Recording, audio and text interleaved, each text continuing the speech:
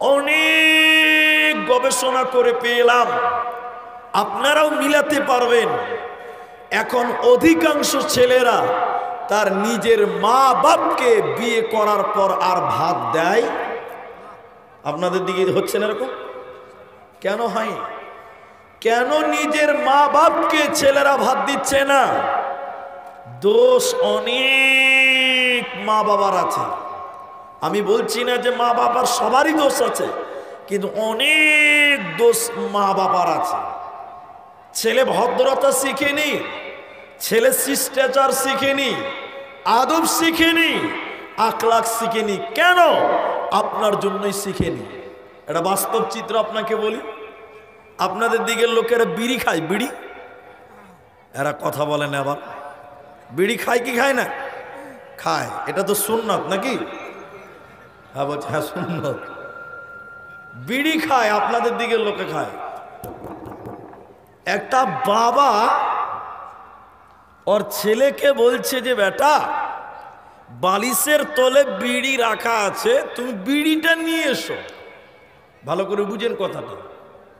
এবার ছেলে বাপের বালিশের তল থেকে বিড়ির প্যাকেট বের করেছে, তো বের করে বাপকে দিয়েছে। তার বাপ ওর দিকে বড় বড় করে দেখছে, মারবো চট।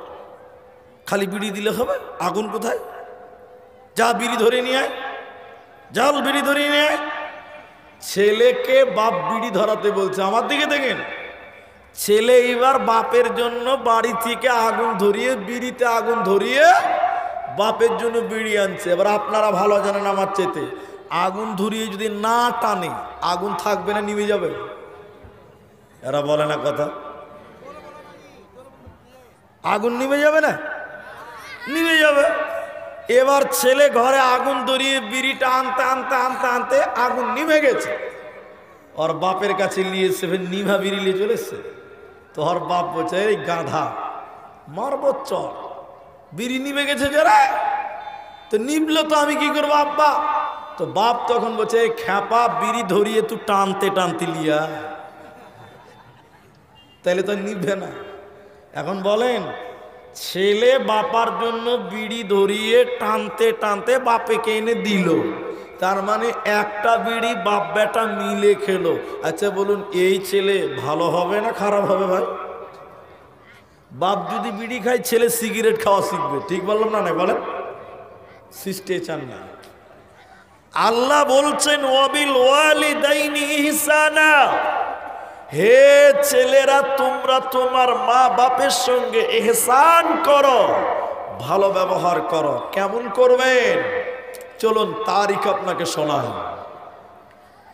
হযরতে ওমরের জামানায় একটা ছেলে, তার বাড়ি ছিল ইয়ামান প্রদেশে। তার বাবা বেঁচে ছিল না, তার বুড়ি বয়োবৃদ্ধা মা তার বাড়িতে ছিল।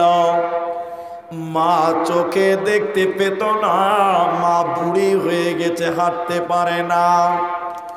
ইয়ামানের ছেলেটা ইয়ামান থেকে নিয়ত করলো, আমি হজ করতে যাব, আল্লাহর ঘর জিয়ারতে যাব। হজের যাবতীয় প্রিপারেশন নিল।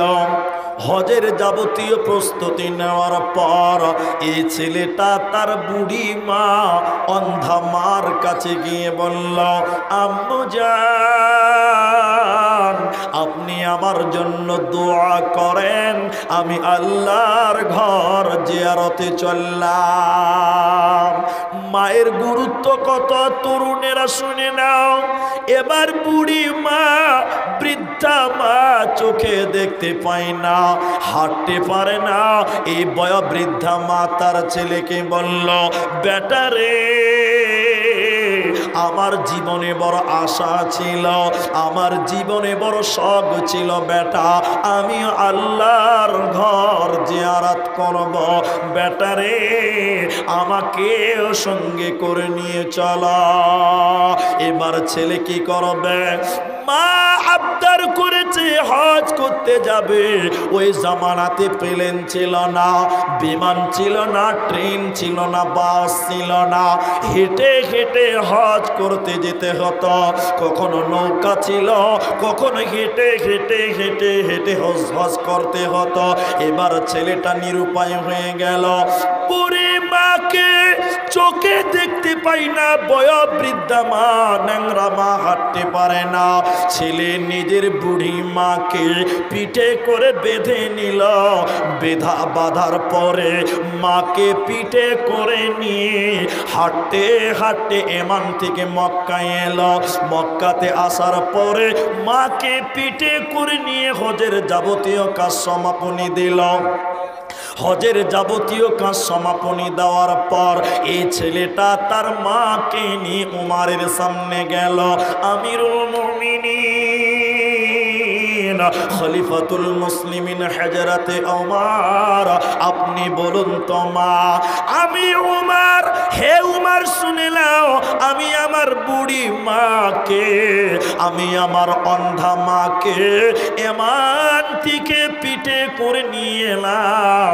আর আসার পর হজের যাবতীয় কাজ সমাপনী দিলাম।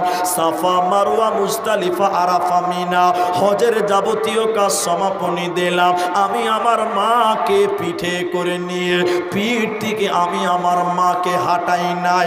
ওমর, আপনি বলুন, আমি কি আমার মায়ের দুধের ঋণ শোধ করতে পারলাম? হযরতে ওমর বলেছিলেন, কি দাবি করলে যুবক শুনে নাও, কি দাবি করলে তুমি শুনে নাও। তুমি যদি তোমার শরীরের চামড়া কেটে মায়ের জুতা বানিয়ে দাও, যদি শরীরের মাংস কেটে মায়ের জন্য খাবার বানিয়ে দাও, তবু তুমি মায়ের ঋণ শোধ করতে পারবে না। অতএব সেই মা, ওই মায়ের সঙ্গে ভালো ব্যবহার করো। আল্লাহ তাবারাক ওয়া তাআলা তাই বলেন, ওয়াবিলওয়ালিদাইনি ইহসানা, তোমরা তোমাদের আব্বা মায়ের সঙ্গে ইহসান করো, মা বাপের সঙ্গে ভালো ব্যবহার করো। খবরদার ধুমকে কথা বলবে না।